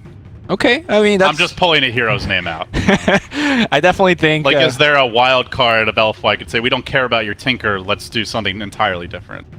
For Super, I don't think so. His hero pool is somewhat small. So if they were going to do that, Super would have to be the mid troll, basically. Right. And then it would be a Monet hero. Like Monet hero, we saw the Void was great last game. Do you think Void is a good choice this time around? Less so. I think, especially with Frost Armor, he won't be able to get those like easy solo pickoffs. Pugna. This is definitely... Ooh, they just want to push, I guess. This is another way to hit the buildings. The Crep is another defensive tool that they could put out to save somebody from a duel. That's definitely an interesting look at it. Super Pugna. It is a very super hero. Yeah, he loves playing this hero. Except you can't really frontline as well, but you can otherwise do a lot of the same things that Dragonite would offer. Push, 5-man with your team, be a real threat in team fights as well. But this... I wondered, Lumi, how much does this put like a timer on the game for LFY? Do they scale well late? Can they match up against Execration heading 40, 50 minutes in? Because they certainly had that trump card late game with the Doom Void last game. I think the late game is much more even. Pugna is, even though he's not the ultimate late gamer, let's not forget that once you get the Acceptor, he can be quite a nuisance, especially on here against heroes like Lifestealer or LC. I think he's actually quite strong in the late game. But definitely it's not a lopsided, hey, you go 50 minutes, you win, that kind of situation. So to me, this is a very even draft. I would even say that I would give it to Execration in terms of how stable their lane's going to be. The catch is, to me, somewhat lacking in the LFY. So yeah, I think I'm going to favor Execration's draft here. All right, here we go. LFY taking on Execration. Game 2. That is the most fearsome Lich I think I've seen in a while. It's not a Barbie Lich, so let's not even talk about it. That's a real messed up Barbie. Talk about that anymore. Teams will enter the fields of battle. Chemo gonna be the first one out. He'll go for this quick smoke ward. DD's trying to route him. Got him out. Chemo gets away to safety. For the viewers that are not familiar with Execration, Chemo, Lumic, same guy. He's been with the organization for a billion years, I want to say. It's Chemo, I've met him at a couple of events, talked to him a lot online. When I started casting Dota 2, he was one of the first players that I ever really talked to directly online or just in person, and super friendly guy. Really warm-hearted, just someone who no ego about him, kind of like your iconic or your template for what you would want as far as a team player goes, I would say. I just didn't get the sense that he was at all cocky. I mean, sometimes you might want that edge. I think some people would argue that, at least for mid players, like Sumail. You definitely need a 17-year-old emo kid on mid lane for sure. Yeah, exactly, right. You need your CCNCs. But I think for the role Chemo's largely been in, which is much more of that the glue, the stable presence. He's just a great guy. Nando's gonna get blocked off here, and the body block commenced. He has to rage to walk out of there. Look at Afu making the plays. They won't get the kill, but the psychological damage. Got him. Look at that one fissure. At least 60% of his health. Also, you force him to skill up the rage at level 1, as well as use it. Monopole is not really a big strength of Lifestealers, so definitely a nice little victory to get things started. All right, there is a ward scouting out the rotation for Afu, but regardless, James can't, he can't comfortably walk down the river and last it now. Sorry, James and Afu. So both teams dual laning for now. In the mid lane, we're going to see a 1v1 bottom and 2 dual lanes top. So mirror lane matchups. There's a Batrider taking on a Legion in that safe lane. For now, Raging Potato has skilled the overwhelming odds early, pretty safely. Generally, we see a team with a Lich, and we kind of assume they'll have the edge in the lanes, Lumi. That tip things much for you, or how do you feel these lanes will shake out ultimately? I don't think the edge is actually that big for Execration, because one of the advantages that Lich provides is you nuke the enemy team hard enough where they actually can't CS anymore. The way that the lane is shaping up on the top lane is Monet CSing and Nando's just watching. He's actually not getting into the lane despite having a Lich. Now that will change in a little bit, but DDC is going to make it hard. He's constantly going to pull here. I think Excavation is actually having quite a bit of issues on top, despite having a Lich. The bottom lane is good, of course. Legion Commander basically has no fear against Batrider, can always purge off the Napalm, has constant mana replenishment to support it. Yeah. So he's having a great time here and will continue to. So that's a good lane for them. The mid lane is pretty heavily being won, at least for now, by Super. Pugna is a surprisingly fearsome mid laner, especially if you're not ganking him or putting that extra pressure on him early. Yeah. I think mostly that was Afu's rotation, right? He just stood on the hill of James, and James well, I can't CS, so. Afu trying to catch out Nando here. He's got to tango his way through the trees. He's back to safety. Carves a different path, but still, LFY, a lot of movement early. Not able to find these early kills. Sand finds himself a Invis room, but unfortunately, there was just a sentry in the lane, so Super is very aware of the situation. Kima's going to scout out Afu. Maybe they try to go for the Shaker instead. Pretty tanky, already 700 health, but only level 2. Missing a couple points of mana for that fissure. Nothing better for him to do apart from standing here. Look at the way that Afu's standing. He's threatening the... Oh, he's gonna get barreled here. He's threatening James, but he's also constantly out of Super's experience range. That's the way that you want to do it. You don't want to, you know, stand in the lane, quote-unquote, help your mid laner, but then also sap his experience. You can't really trade very effectively with Sand King, though. Yeah. Chemo happily going to take about a half of his health away. So the lane's settling down. Seems like there's two big winners, the Legion Commander bottom, as well as the Pugna mid, and everyone else honestly not CSing very well. You've got quite a few cores at like 3 CS a minute, which is really low, to be honest. Yep, that's for sure. Tro doing better than Nando. And then Nando, in fact, he is going to get bashed. Pops a Rage, wants to go on DDC, but despite the Frost armor on him, he is just getting trucked.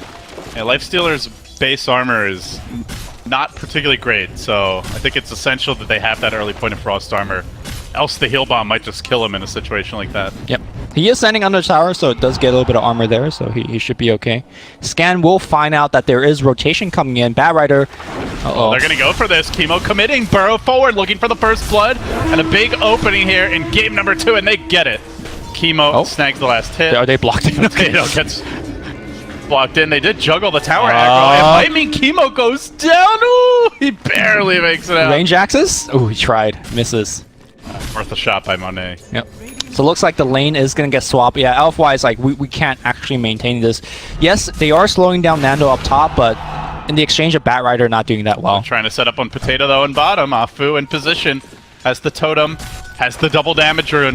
Has the fissure as well. And it's going to give him a quick thwack, a follow-up fissure, and a totem to finish the job. Last hit to Monet. Finally, the persistence pays off. Big kill. Nando forced to rage away. And again, still not CSing. One of the danger for Elfwide, the way that they laned it previously, is that the Bat Rider, like you said, doesn't have the advantage 1v1, and they don't have any stacks for him. Shaker is constantly roaming, Dazzle's just constantly helping top, and as a result, if he loses that bot lane, he won't have a way to recover. I really like the way that now Elfwide shift their lane a little bit. He now could get some CS up top.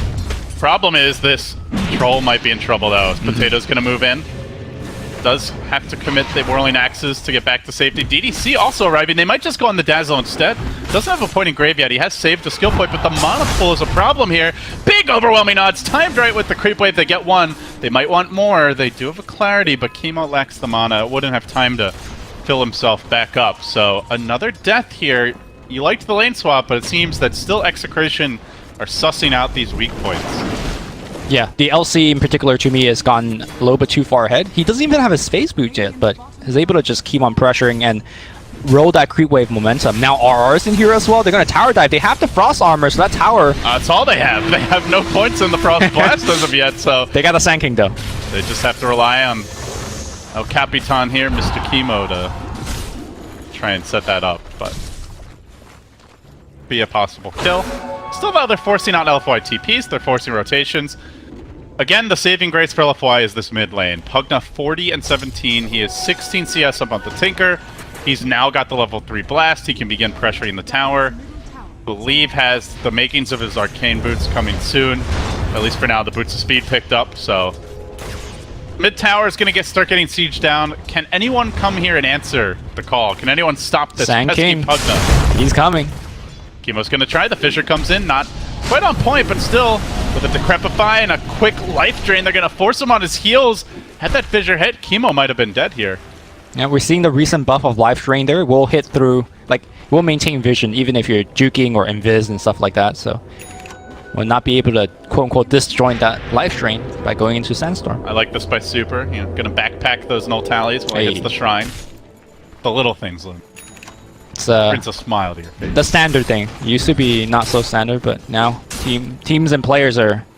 What do you call it? A game of inches? Dota 2? Yeah, a game of inches. It's an American football saying. Something that I'm sure most of our viewers don't care about.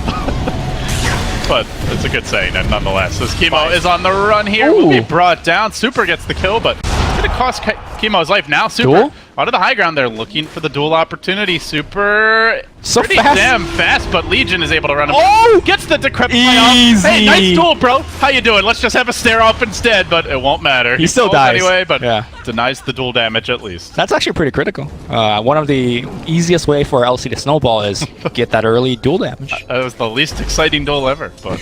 hey. No. The least exciting duel is when there's a nightmare involved. Then there's like actually nothing happening. One guy's sleeping, the other guy's just staring at him. Yeah. But that's number 2. Second most. Second most least exciting ever. Alright. Okay, Shaker might be in a lot of trouble here. Fissure's gonna try to keep himself alive, but Burrow Strike in 2 seconds. They got that caustic. Afu in danger. Getting up the hill, trying to hit that shrine. Even reinforcements arriving. DDC was going to tap it for him, but won't get enraged. James is going to pay, though. The Pugna to the rescue. Quick counter gank by Super. Double. And even more importantly, a double for him. Arcane Boots complete, 700 gold in the bank. This Pugna's on fire. I don't see Pugna too often in the competitive scene, but I'm always surprised how effective Life Drain is. Like, look at the damage output. Of course, the Crep did do a lot as well, so let's not forget about that. And more importantly, look at the objectives being just very quickly claimed here. They're going to drop down that ward. RR rotates in. Still no points in the Frost. Sorry, the Chain Frost. Gonna get denied. Fissure comes through, and nothing to hit the tower, sadly. Will fall. Honestly, it's very rare to see a Pugna lineup get tower denied. True, because That is extremely rare. that would be more on the mistake of the Pugna. Into the jungle. Sand King's gonna find himself Super, but again, look at the damage! Ah, yes, give me your life force. Thank you, LD, for that. I roleplay Pugna on my free time. Okay. Well, we do have Conrad here with his Queen of Pain cosplay, so maybe Oh, God. in the future we're gonna have a little bit of Pugna. Yeah, Conrad finished dead last in our fantasy football league that we have with a bunch of other Dota folks. And initially he tried to back out of it, but Commissioner Phil, you know, the manager of EG, called him out, and he is doing the cosplay, though. You know, it's one of those things where it's like, I want to make him do it, but I also don't want to see it. So I don't really know how to feel about the whole thing. Well, we're gonna see it whether we like it or not, because it's here in a suitcase. Yeah, maybe I just want to see the costume, not Conrad wearing it. In the river, Afu is gonna get burrowed.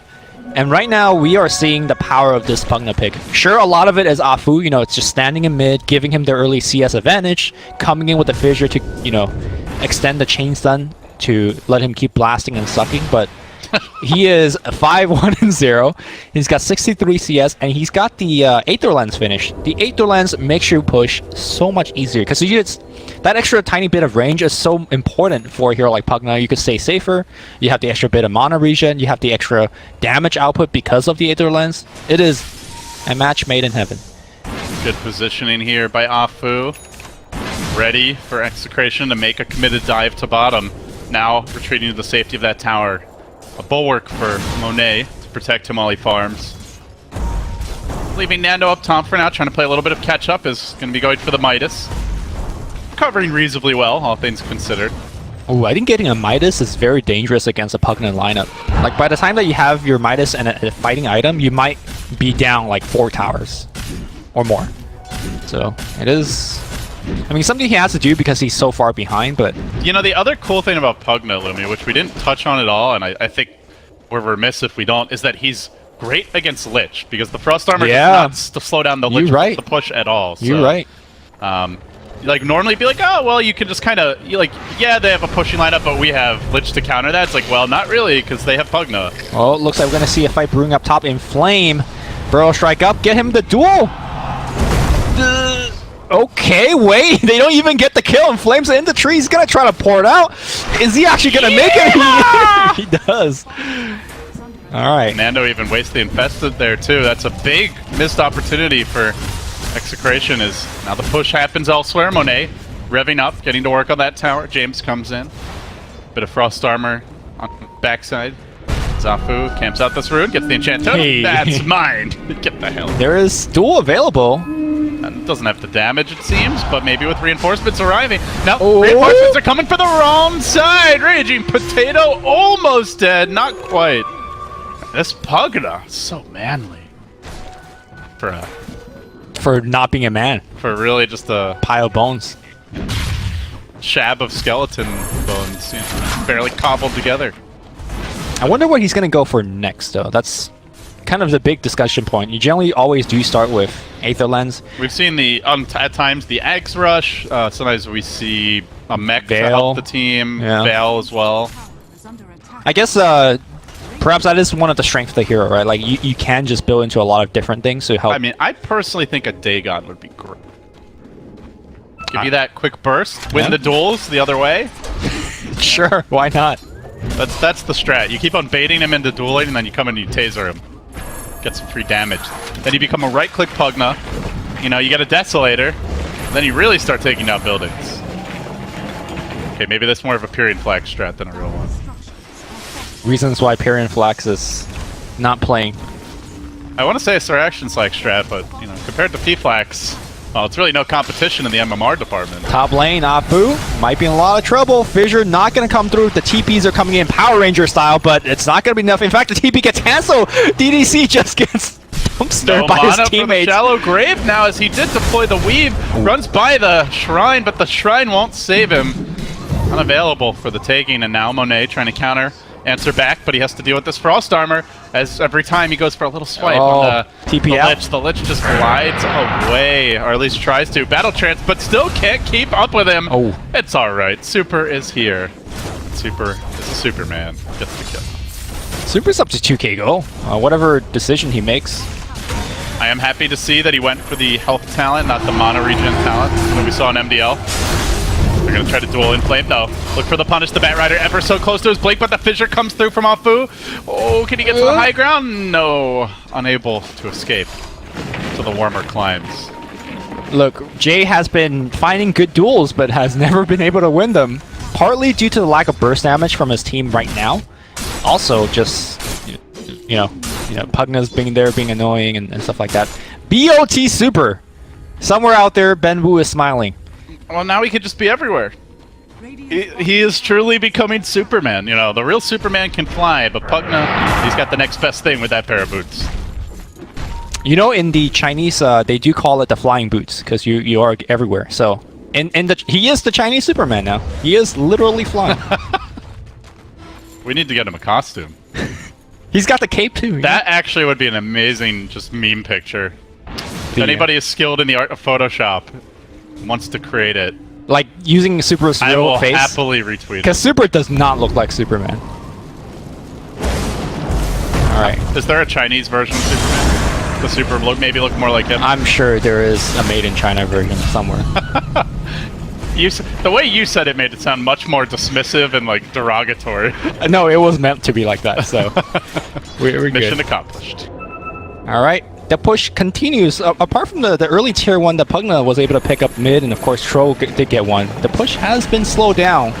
Much thanks to James's Tinker, everywhere with the March of the Machines. And meanwhile, on the other side of the map, Jay is on the hunt. Again. So we've kind of got a lull here, Lumi. Yeah. I think it's a good time to look at like the overall game plans for Sure. the team. So what is everyone trying to achieve for each squad, and who do you feel like's on better track to get their particular goals done right now? Oh, it might be a big team fight here. Raging Potato blinks back out. The rest of the team is on escape. Everyone else should get out to safety. So just a lich down. Like I mentioned earlier, I think the draft is relatively similar, or in terms of strength and scaling. So I feel like more so than other drafts we've seen, this is really going to come down to execution. Execution is looking to go late with pickoffs. Like LC is going to find picks, Tinker is going to join them, and this Lifesteal ideally is going to get big. Where I think LFY, the onus is more on them to actually be on the offensive, because their heroes are more designed for that, with the Pugna Blast, with the Troll hitting towers. But it's okay even if they don't get the buildings, because they do scale okay, decently. So I think it's more so about like the mid and late game smoke gangs, who's going to get the Roshan and stuff like that. Would you disagree, or do you see the game in a different manner? No, I think both lineups have that pick-off style, right? They've got the Bat Rider on the side of LFY, you've got the Legion Commander for Execration. You've got a pretty heavy pushing element with the Dazzle, Pugna, Troll on one side. And then on the other side, you've got the deep push and the split push as they do lob in the Chain Frost mid lane. Execration Gonna find one. They might lose their Sand King in turn. He gets towed forward as they want to also hunt RR. Inflame trying to bite off perhaps more than he can chew. He does have the Flame Break as the Lich turns to Frostar and pushes him back in. They don't have a stun, and he drops fast to that Firefly. But, ooh, actually will go down with the burn damage in the well. Okay. Really? I for sure thought that the Fountain would out-heal the Flame Break, but... It was Flame Break with, I think, 2 Napalms. He did also perhaps have a Poison Touch on him, so... Yeah, I think it was the Poison Touch as well, though it is only level 1. That was unexpected. Yeah, same here. Give Inflame a lot of credit there. Like, he could have just settled for that Sand King kill, kept him back, like, on his side of the map, but he dragged him forward while looking for the follow-up kill, and it ends up working out. Yep.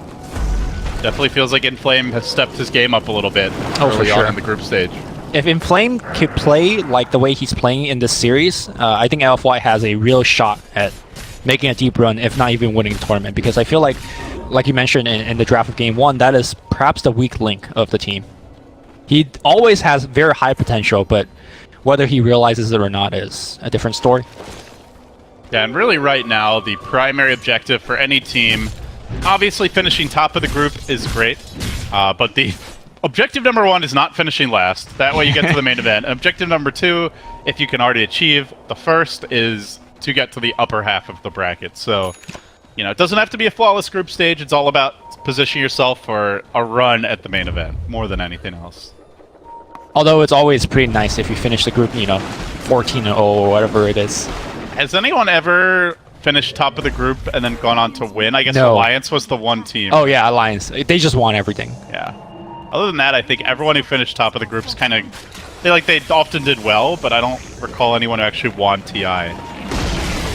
Wings had a pretty iffy group stage, I remember. Yeah. They almost finished in the lower bracket. CDEC had a very strong group stage, but I don't think... They might have been top of their group, actually, CDEC. They didn't win, obviously. I just remember, I believe, like a TI2 or TI3, LGD had a perfect group stage run, and then... Yeah, it was TI2, yeah. He just got dumpstered. Well, they didn't get dumpstered, but, you know, they did. I mean, they finished third. I wouldn't say they got dumpstered. It was just but like... they also didn't win. They were the team that everybody expected to win based on their group performance, but they didn't. Nicely on the mid lane, they're waiting for him to pop out that dragon and then give him the lasso, but that dragon is... Oh, they needed the bash to keep him range up the life drain. Nado gets pulled out, that dragged it to the lasso. He thought he was safe, ensconced in his black dragon. And perhaps he was. The Fissure comes through, but the Batrider blinks forward, and now Raging Potato in danger. He's going to crack that blade mail and try to run away. Seems like he should make it back to safety. Bit cocky. I mean, honestly, at this stage of the game, like that 15 to 25 minute mark, you're inside of an Ancient Black Dragon, unless they have crazy physical damage, you're usually fine, Lumi, but LFY are a persistent bunch. Yep. Monet was there, and luckily he's in the Roshan pit with a double damage rune right now. That will ensure the Roshan going to them fairly easily. What a time to have one. Aegis claimed a big swing of momentum. Now LFY, they vault forward from being on the back foot to having control over the game. At least for now. Yep. And good news for Execration, though. They've got the tools to try and deal with that next round of aggression. James has the Blink Dagger to go with his BOTs. And LFY, not the best Tinker hunting lineup. It's only the Batrider who can really even threaten them. Maybe if you drop down a Pugna Ward, he could give you an idea where that guy is. Oh. And what a turnaround by Super here with the Decrepify preventing the opposition from getting in range. They will finally get the kill on the Batrider, though, and now Super may pay with his own life. James comes in, make it a 2-for-1. It almost looked like Pugna was just going to win them that fight outright, but ends up being an Execration favored engagement. That self-decrep did not help him at all, in fact. The first decrep on the Sand King was great. That kept the Sand King out of range, so the epicenter was not hitting the Batrider. But yeah, the second one, not so much. Ooh, Sand King trying to juke into the trees. He blinks out. They could not get off the poison touch on him. That would have been big. Good try, though. So a couple of missed opportunities here for both teams. When the dust settles, a very slight gold lead for Execration. Quite an even series overall. Yeah. Even game 1 was neck and neck until maybe 35 minutes or so. I think both teams play relatively the same. It was LFY getting the better draft in game 1, and they won off the back of it. And this game, like I mentioned a lot of times, the draft to me feels very similar, and the game result does show. Going back to what I said about the lifesteal getting Midas earlier, I was somewhat worried whether he's going to get punished, but they play the early game good enough to such that it's not going to get punished. Now he's got Armlet Deso. That should mean an easy... He got the lasso! Super again with these Decrepifies completely negating the offense of Execration. Who thought Pugna was this effective as a defensive hero? But yeah.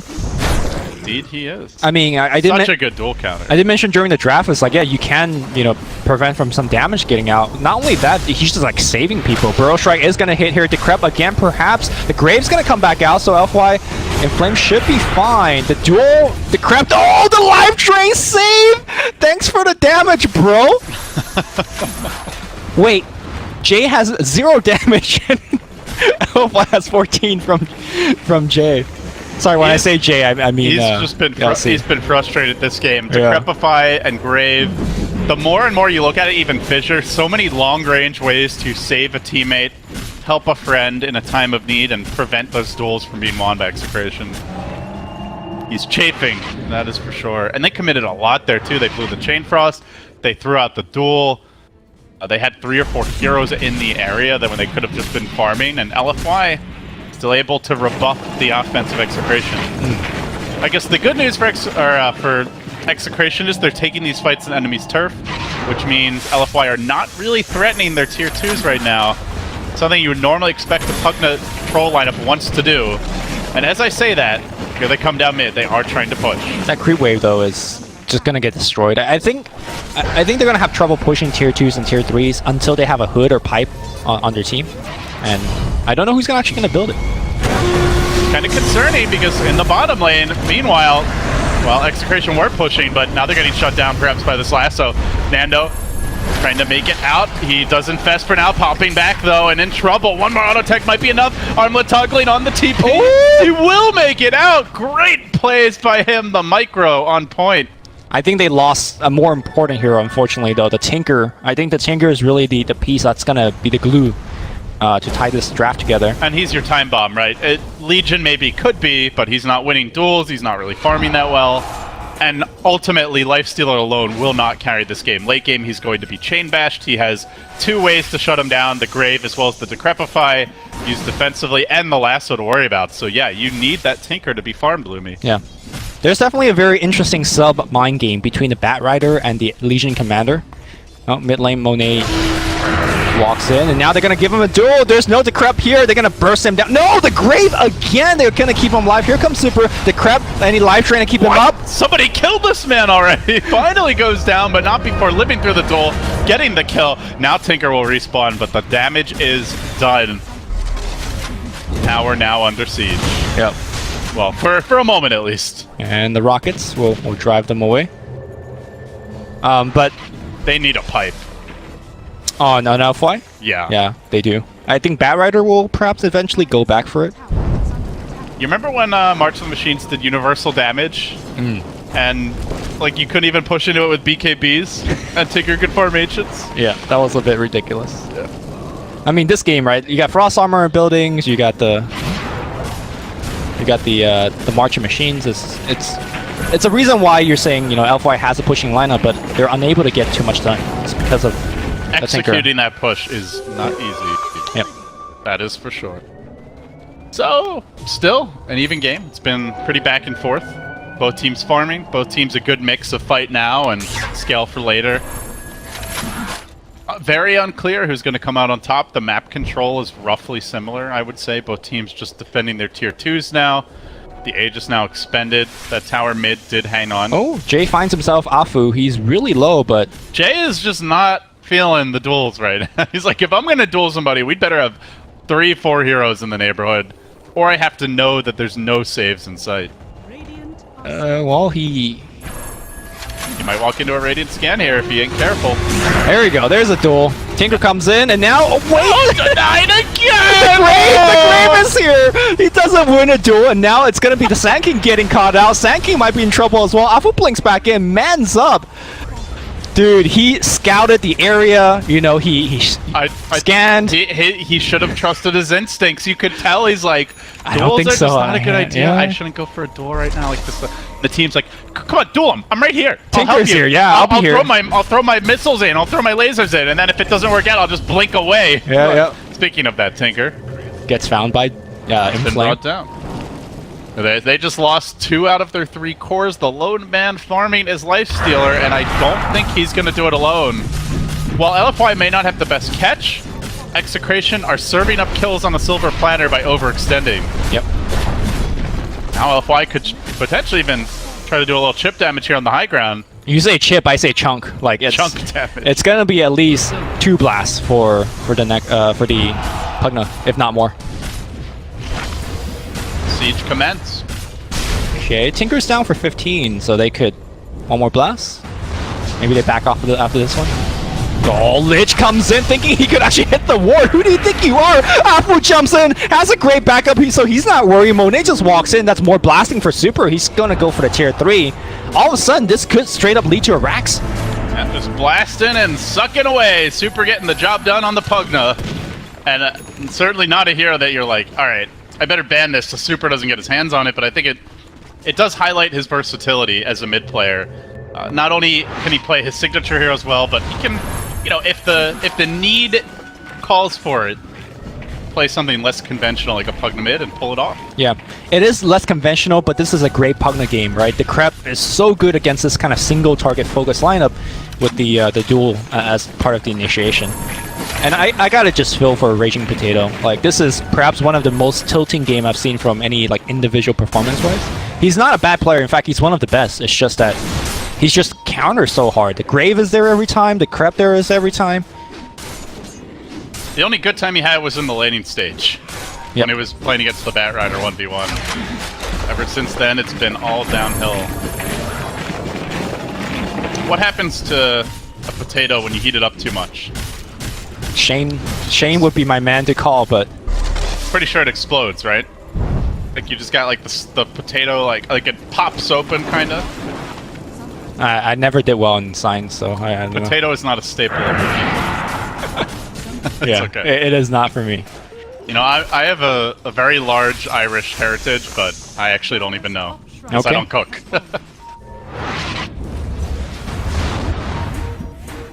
Got Pugna hitting level 20.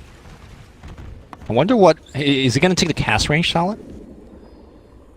He's reading the talents. Alright, he decided on cast range. He's reading them. So I don't know if their PCs are in Chinese or English, right? Because when the Chinese, they read in Chinese. And I don't know if that's the case here. Well, normally at TI they all have their own hard drive, so I'm pretty sure if they want like the Windows or Dota in English or in Chinese, they can just Okay. I did send some behind a Chinese player, and he had an English client earlier, so I wasn't positive. Yeah, to be honest, most of the Chinese players at least like understand English, even if they're not comfortable enough to like speak fluently. But it's pretty rare to meet one that doesn't at least know the basics.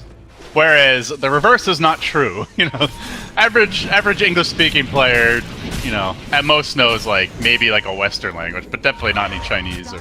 Oh, dude, the chat wheel's changing the world. You know, everyone's like, "Allah, jiao!" You know, we know. One oyoyo at a time. Lich going oyoyo. See, gets dragged in. The Glimmer Cape will not. The Glimmer Cape is not working. It is not saving anything right now. No, it's not. Creation still charging down the mid lane right now. They gotta get the hell out of there. The game feels like it is starting to slip away from Execration now. Down 6,000 gold. Tinker not out of control. In fact, it's Troll who is on top. Tinker to me feels very much so in control, in a bad way. Being controlled. Yeah, being controlled. There you go. Bat has honestly done an excellent job in Flame again. Just gotta give credit where it's due. He's finding them, he's isolating them. Every team fight, that is his man. Do you like the Ags build for Tinker this game? I know it's like the preferred build, at least when Tinker was being picked to counter Terrorblade, you know, so you can just kill off all the illusions, but is that the de facto build in other situations, or is there something else you can consider? I feel like a Lincoln Sphere perhaps will serve him better, just given how the game's been going. Going Hex stacks. I mean, sometimes you gotta just be on the offensive to win, but I just perhaps don't think this is the game to do it. Like, one fissure or one lasso, and you just, unless the Legion's there, he's just done for, right? Right. Now, the whole Lincoln thing is that it doesn't block fissure, so that's the other long-range initiation that you can't kind of play around. It's just a tough game for him, honestly. 33 minutes in. LFY taking it nice and slow. They're gonna look to take down some shrines here. Monet gets to work, hacking away. Did complete the Sanjin Yasha, went back for a Diffusal Blade as the Vlad. So all the kind of tier 2, tier 3 items to get him through the mid game. Still room to grow if this goes late. Now marching towards a Silver Edge. This is his next pickup, and that could be a problem for the Tinker if he's not good about hiding himself in the trees properly. Well, speaking of Tinker, there you go, top lane. Oh, okay, still alive. They lasso him though. The fire is still gonna burn. Enchant Totem's gonna be there. Chain Frost's gonna fly through. They might actually win a duel. Raging Potato says, this is the time. No grave, no decrypt. They finally win the first duel of the game, but Bat Rider comes back in. Blink away here from LC. They want RR. He's got that Glimmer Cape. Hasn't saved him once yet, and it won't save him this time either because Super has an Aghanim Scepter. Now the Purge coming out from Monet, chasing after the Potato, chewing through him now. BKB dodges the stun, goes in, commitment onto the Potato, bakes him, throws a little and then eats him for dinner. A nice snack for Monet, and now wants a piece of Lightstealer too. This one not so tasty, but still crucial if he can bring him down. Monet, big commitment on the high ground. The Grave comes through, he's still got a cheese, he's still got an Aegis. He's got 3 lives, and he won't even lose the first as he tries to run away. James will cut him off at the pass, gets him with the laser, tags him once. Okay, they do it a second time now. Going to work, he manages to de-backpack the cheese. Might be a little hot and sweaty, but still get the job done in a pinch. All right. I feel like the cheese should, maybe have a small chance of poisoning you if you keep it in your backpack. Oh no, you know it's a little bit warmer. It's squished. Yeah. It's got stuff growing on it, you know. That's conditions. I mean. It's a very fresh cheese, right? You just got it. Yeah, but it's just been sitting there, like fermenting in his bag. You make it sound like a backpack. It's like a thermodynamic, like hot thing. No, it's just a backpack. It's hot out, man. It's like 95 in Seattle today. Maybe. That's Come true. on. That's true. Yeah. Okay, to be fair, it's not like an oven strapped to his back. Great buyback on the Tinker in that base defense. I think that buyback kind of surprised LFY a bit. They were poised to be, running over and perhaps taking a second lane of racks, but the buyback very critical in terms of outputting enough damage to kill through the Grave, and kind of just like the March machine just drive them back. So the flip side of that is they're now down 11k. Yep. And Tinker had to buy back, so Tinker starting to slip quite a bit in terms of net worth. Hey, got dual win, so hey, on the board, 35 minutes. It's a dual win worth 5k gold in net worth swing. No. Oh, the truck finds Raging Potato, and now he's stuck in there. All right, he's invis, but I'm sure they got a sentry, and Raging Potato dead again. Oh, it's a tough game. I think they might have been going to plant like an anti-Tinker ward even. Not sure if they realized he was there, or if it was just bad luck. But I don't know how that siege creep. Look, the headlights on the truck is just beams into the trees. Sees like a small flicker. Yeah. Somehow knows. G Commander lurks. We're gonna try to jump Bando here in the mid lane. Just get caught out, and who cares about your heavy helper? He evaporates, literally disintegrates. Not a speck of him remains. The life drain combined with the Aether Lens, and on top of that, Decrepify slaughters him. Meanwhile, they're killing heroes bottom. This game is spiraling out of control. LFY on a rampage towards victory, looking for a 2-0 to get their group stage started. Look, last game was Yao Ming dunking on kids in the park. This is the Airness himself, MJ. All right, big epicenter coming through. Does absolutely no damage. CC drops low, but he graves himself in here. No, he's going to give dual damage to DDC. This is literally the first game I've ever seen in my life where LC gives more dual damage well, than he's got. Inauspicious beginnings here for Execration. An 0-2 start in their opening match. LFY off to the races, looking revitalized, showing some interesting picks with the Doom for Inflame, the Pugna mid this time around, and execution. That's been pretty solid. This game execution has been on point. Great. 10 out of 10. 10 out of 10. 9 out of 10. So you're saying like there's no such thing as a better game? I mean, have you seen Super? The Krebs on point, the Graves always there. I'm willing to Just- give Super 10 out of 10. Okay. I'm willing to do that. Afu play really well with this. Perfect talent selection, perfect itemization, Yeah. perfect positioning, perfect shot calling for the team. Role. Great. Super is the hero. I think he's the MVP of the series personally. Superman. Yeah. And Flame gets the most improved. Most improved. Yeah. I got that award in soccer camp one year, and like I feel like most improved is like it's almost like a backhanded compliment because it's like, yeah, well, you weren't that good, but like Yeah, at least you got better. As a kid, you're like, oh, I got something. You know, it feels good. The MIP. I wanted that MVP, but I wasn't good enough. Okay. All right. And neither were Execration today, at least in this game. They were not good enough. LFY take it 2-0, guys. That wraps it up for me and Lumi. We will be taking a break and then coming back on stream number 1, bring you the last 2 of the day. So thanks for joining us, guys. International 2017 group stage action continues after this.